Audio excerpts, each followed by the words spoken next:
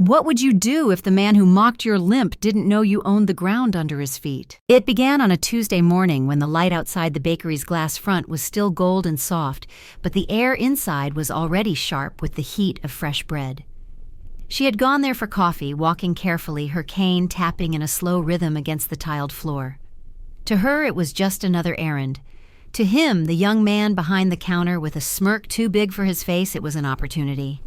"Careful," he said, loud enough for the two customers in line to hear. "Don't want to trip over your own feet." "Oh, wait!" His laugh sliced through the air like a dull knife. The woman didn't flinch.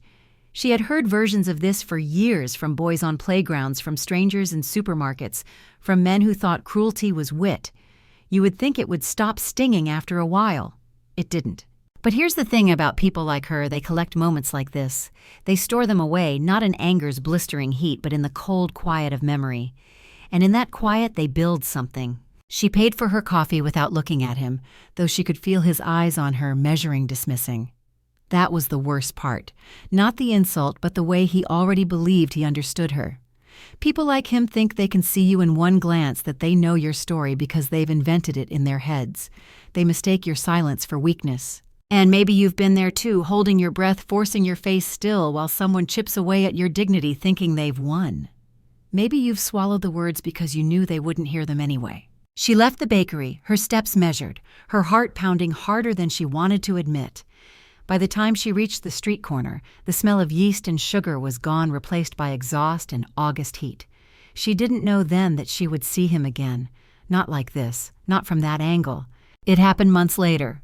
A friend had called her asking if she was still looking for an investment property. "I know something perfect," the friend said. "Commercial building, prime location. Great tenants. Even a bakery on the ground floor." She almost didn't go to see it, but fate, or whatever you call the hand that arranges certain meetings, pushed her there. The moment she stepped inside for the tour, she smelled it before she saw it, bread and coffee and the faint trace of burnt sugar. Her pulse picked up. She followed the realtor through the building, the cane's quiet tap echoing in the stairwell. And then through the glass storefront she saw him. Same apron, same smirk, same air of someone convinced they're untouchable. He didn't notice her. Why would he? In his world, people like her faded into the background, invisible unless they made for a good joke. But she saw everything, the way he barked at a coworker, the way his eyes flicked to the clock, the way his hands moved with careless speed. When the realtor handed her the folder of financials, she already knew what she would do. The numbers were fine, the rent steady, the location ideal. But none of that mattered as much as the quiet, delicious knowledge blooming inside her he would never see it coming. Because here's a truth that burns slow and deep. Sometimes the sweetest revenge isn't about striking back in the moment. It's about patience. It's about letting the world turn until you're standing in the place they thought you'd never reach, holding the power they can't take from you. So she signed the papers. No hesitation, no flourish, just a steady hand and a signature that changed the shape of things. The deed went into her safe, the keys onto her ring, and life went on. For him, nothing changed. For her, everything had shifted. And isn't that the way it works? The moment you stop needing them to see your worth, you start owning the very ground they stand on, sometimes literally. The day she finally stepped into the bakery again, she ordered her coffee the same way as before. He rang her up without looking at her, tossing the change onto the counter like crumbs. She didn't tell him, not yet. No, she would wait. Weeks passed. She made it a ritual, stopping by the bakery once or twice a week, always at different times, always with the same quiet composure. She noticed the details, the way he leaned against the counter when it was slow, his habit of talking over customers, how his voice shifted, depending on who he was speaking to. Charm was a currency he only spent on the people he thought mattered. He still didn't recognize her as anything more than a customer with a limp and a cane. And that was the beauty of it. You see, there's a strange power in invisibility. When someone thinks you're beneath notice, you get to watch them unfiltered, unmasked. They show you their shadow without realizing it. One Thursday, she arrived to find the bakery buzzing with noise. A tray had been dropped in the back, someone was arguing about the wrong delivery, and the smell of scorched bread hung in the air. He was at the center of it, barking orders, tossing blame like scraps to the floor. She sipped her coffee and said nothing, storing the scene away in the quiet vault inside her mind. Outside the bakery, her life moved on in its own current. She met with tenants, handled maintenance requests, reviewed rent deposits, his among them. The first time his payment came through, she lingered over it longer than she needed to. her fingers resting on the paper. It was such a small thing, a neat little check that was just business to him. But to her, it was a silent transfer of power month after month like clockwork. And here's where it gets interesting. Power doesn't always announce itself with a crash of thunder. Sometimes it arrives softly, almost tenderly, like rain soaking into the earth. You might not notice it at first, but over time, it changes everything. She knew she could have told him then, could have walked in, leaned on the counter and said, "I own this place now. Every crumb you drop is mine." But she didn't. That would have been satisfying for a moment, a flash of heat and a gaping mouth, and then it would be over. She wanted something slower, something that would seep into him the way his words had once seeped into her, not in a single sting, but in a way that would stay curling around the edges of his pride. The opportunity came one gray morning in late November. The air was cold enough that her breath clouded the glass door as she stepped inside. The place was quiet, just him behind the counter wiping down the espresso machine with lazy movements. "You're here early," he said, with that half-smile like he was indulging her presence. "I had business in the building," she replied, her voice calm, almost casual. She let the pause stretch just long enough for curiosity to spark in his eyes. "My building." He blinked, straightened a little, searching her face. "Your building," she nodded, sliding her card across the counter. "Yes, this one.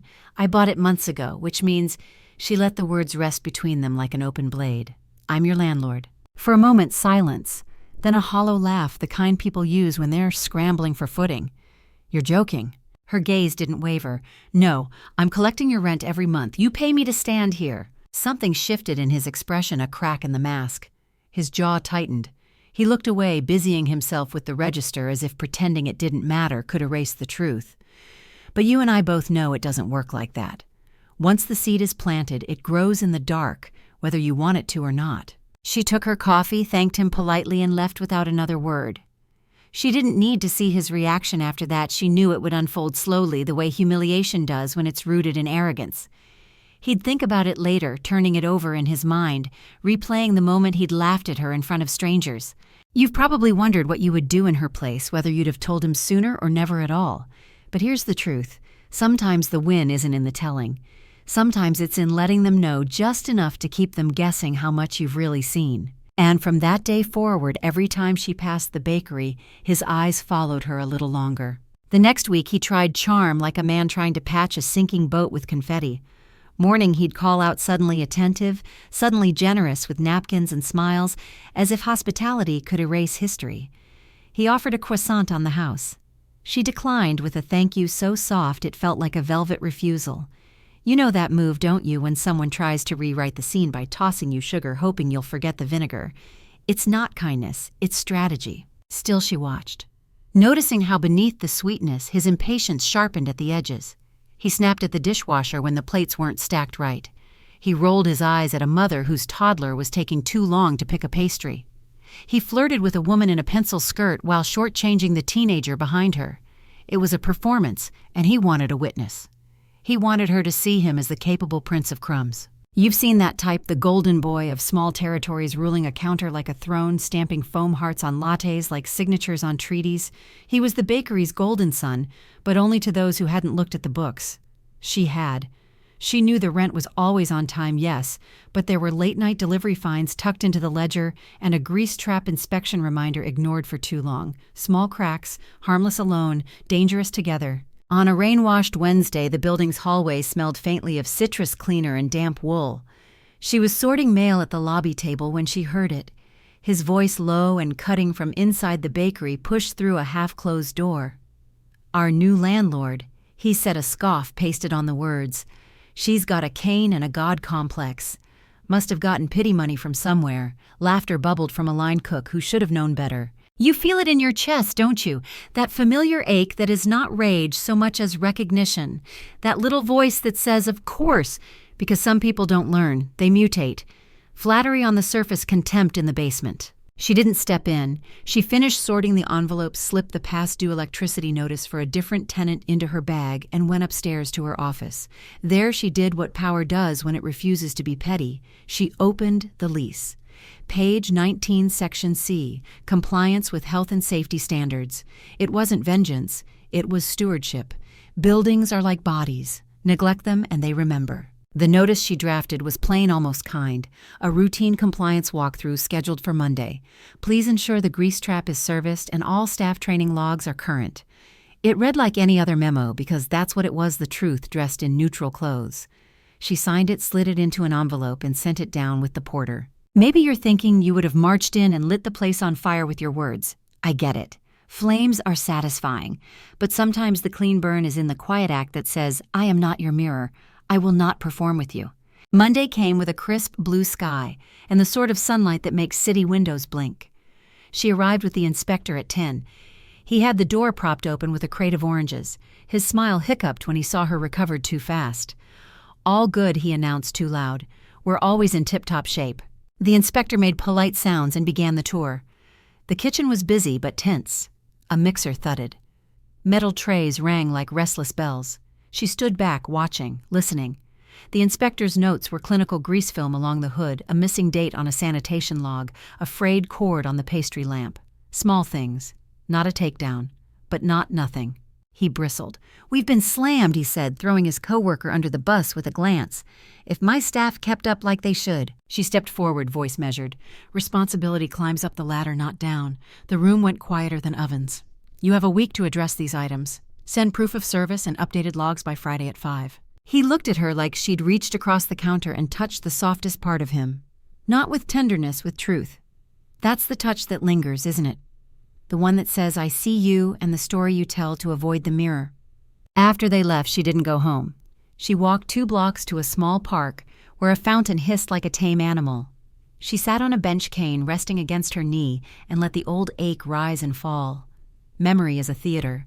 Hers lit up with scenes, a teenage hallway where boys imitated her walk, a teacher who decided she couldn't be class president because people might not follow someone so fragile, a man she once loved, who called her brave with the same tone you would use for a child crossing a street. Maybe you've collected these too, the roles people hand you like costumes, fragile girl, grateful woman, quiet mother, shadow wife. She had worn some. She had outgrown all.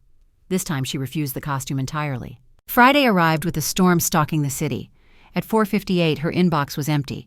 At 5:02, it pinged one receipt for a rushed grease trap service, a photo of a sparkling hood training log still incomplete. At 5:05, another email landed, this one from him, a contrite paragraph about being understaffed, a request for leniency, a suggestion careless, almost cruel, that clerical things are hard for people like you. People like you. That's when the match finally struck. Not a tantrum, a clarity. The kind you feel at the edge of a cliff when you realize you've been standing there all along and flying is just a different kind of stepping. She replied with 2 sentences. Thank you for the updates. The lease requires full compliance. You have until Monday noon. No apologies, no theater, just the terms clean as winter light. And would you have softened? Would you have bargained with your own dignity to make him comfortable? Be honest. The habit is old. It's also over. He sent nothing more that night. But Saturday morning, the whispers started a supplier, hinting that the bakery had bounced a small invoice, a barista quitting mid-shift, a rumor about an after-hours party in the kitchen that had ended with a shattered pastry case and someone crying in the alley. Not sabotage. Consequence. The building was simply telling the truth about its tenant. She listened the way a tide listens to the moon, without hurry, without flinch. The week had reset something. The pain was still pain, but it was hers, and so was the ground. By Monday morning, the bakery's glass front wore a thin film of neglect, fingerprint streaks of dried rain, and a faint smear of chocolate along the edge of the doorframe. Inside, the air felt stale, as if the smell of sugar had been replaced with something heavier, like panic hiding behind cinnamon. She arrived at 11:45, 15 minutes before the deadline, her cane tapping a slow, deliberate beat as she crossed the threshold. He was at the counter, face-pale movements sharp in that way people move when they're trying to hide how cornered they feel. On the surface, he was still performing, smiling at customers, sliding cups across the counter with forced ease, but his eyes kept darting toward the clock. Landlord, he greeted, the word coated in an oil-slick grin. Good morning, she replied, stepping aside to let a woman with a stroller pass. She didn't need to announce her authority. It was already in the room, filling the spaces between words. The minutes slipped away in the quiet clatter of cups and coins. At exactly noon, she set her coffee on the counter and asked, May I see the completed compliance documents? Her tone was even polite, the kind of politeness that leaves no room for argument. He hesitated, then slid a thin folder toward her. Inside, the same receipt for the grease trap, the same hood photo and training logs still incomplete. It wasn't incompetence, it was defiance wrapped in laziness. "You're aware," she said softly, "that failure to comply is grounds for a formal lease violation." His jaw flexed. "It's just paperwork, you can't seriously—" "Paperwork," she interrupted, "is proof that the rules matter. And rules protect everyone, even you." Something flickered in his expression. Not guilt, not exactly. More like the moment a mask slips and you glimpse the hollow beneath, but still he tried to recover.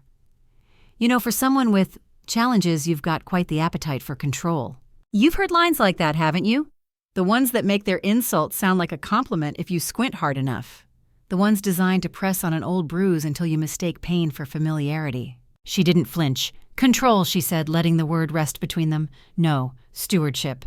This building, my building, deserves care. If that's control to you, maybe you're not suited to the role you've taken." His voice dropped quieter now. "You just want me gone." She didn't answer.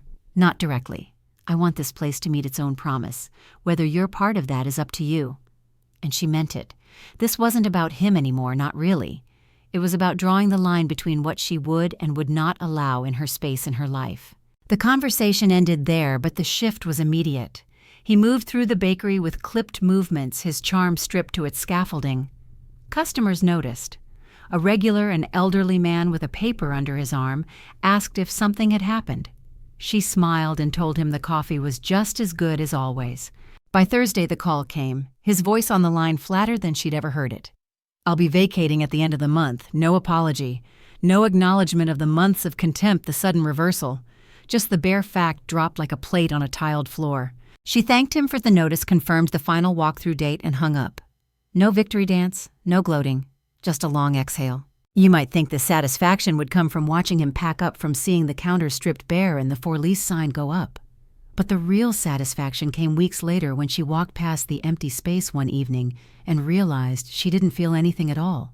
That's the thing they never tell you about justice. The point isn't to make them hurt.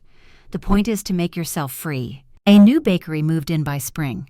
The owner, a quiet woman with quick hands, paid her rent early every month and left handwritten thank you notes in the drop box. The place smelled of cardamom and lemon zest. Customers lingered. Laughter was part of the air again. One morning she sat by the window, coffee in hand, watching the street come alive. Across the road, a man passed by, familiar walk, familiar tilt of the head. He glanced at the bakery, hesitated, and then kept walking without coming in. She didn't wave. She didn't even straighten in her seat. She just took another sip, the warmth spreading through her like something earned. And maybe you've been waiting for that moment, the one where they see you in your full power, realize what they lost, maybe even beg. But here's the truth. The sweetest closure isn't in their recognition. It's in not needing it at all. The woman who knows her worth doesn't beg, she watches. Then she rises,